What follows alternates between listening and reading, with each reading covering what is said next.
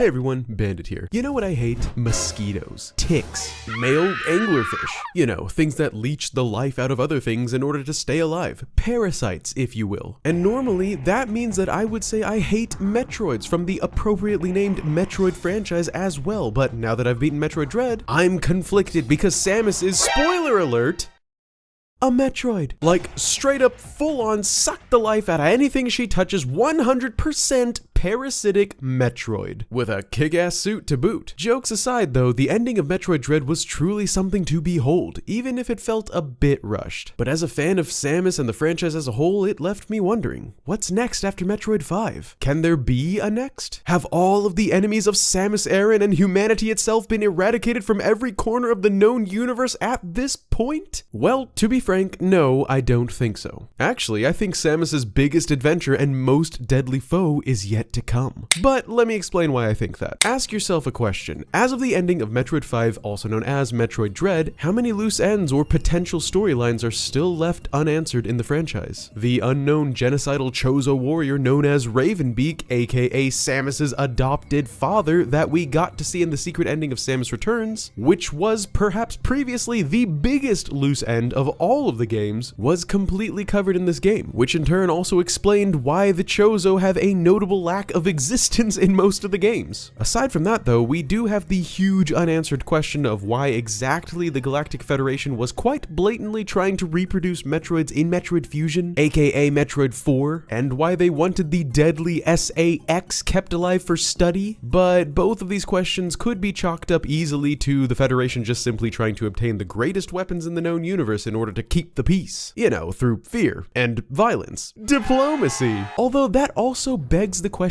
of whether or not the Federation holds Samus accountable for the destruction of the research station, which had all of their Metroid research and whatever else they had going on inside. In the events of Metroid Fusion, if you'll recall, Samus clearly acts against the Federation's orders when she, you know, sends the research station into the planet SR388 and blows them both to Kingdom Come. But again, since there has been no blowback that we know of from the Federation by the events of Metroid 5, it can be assumed that Samus was able to convince the Federation of her reasons for disobedience, and now all is well and good and peachy between the two parties. So really, there aren't any unanswered loose ends as far as the 2D Metroid games before Dread are concerned. There is, however, a glaring loose end that happens at the current end of the Metroid Prime series though, which takes place in its entirety between the 2D games Metroid 1 and 2. For those in the know, you'll recall that at the end of Metroid Prime 3 Corruption, Samus is shown being followed by the mysterious bounty hunter Sylux into deep space. The story then continues in Metroid Prime Federation Force, which everyone bought and played, when at the end of that game we're shown a POV perspective of Sylux, as the mystery dude stumbles upon an infant Metroid. Obviously, this has huge implications, but as far as whether it will affect the story of Metroid 6, I personally find it unlikely since we have Metroid Prime 4 in the works. Allegedly. I'm about 50% convinced we all hallucinated it, but should Metroid Prime 4 ever actually release, we can only assume that it would take place after Metroid Prime Federation Force. Anyway, my point with all of this is that no matter what we look at which point in the series, everything that could be a potential storyline in the franchise leading up to Metroid Dread is either explainable or has another outlet coming that we know isn't going to be Metroid 6. So that leaves us with only one option. Is there anything left unanswered in Metroid Dread itself that could lead to another game based off of Dread? Well, my friends, I'm here to tell you that absolutely yes, there is. Recall with me, if you will, the events of the end of the game. Samus has to travel to the second to final area on the surface of ZDR called Hanubia, where her ship is. Only Adam tells her that she can't leave just yet. She's got to face Ravenbeak, because if she doesn't kill him, or at least try to kill him, he's just gonna escape and do the same thing somewhere else, right? As you traverse around the area, you even see some clearly active ships hovering in the distance. So you're thinking to yourself, okay, yeah, I see that he might escape. So Samus does exactly what Adam said to do and finds this extremely cool throne seat and flying sphere thing and travels upwards. Above the surface of ZD are two Ravenbeak's levitating fortress called Itorash. And it is here that Ravenbeak reveals that he was Adam the whole time and that Samus is essentially his DNA shared daughter, and then has the life sucked out of him by his aforementioned daughter.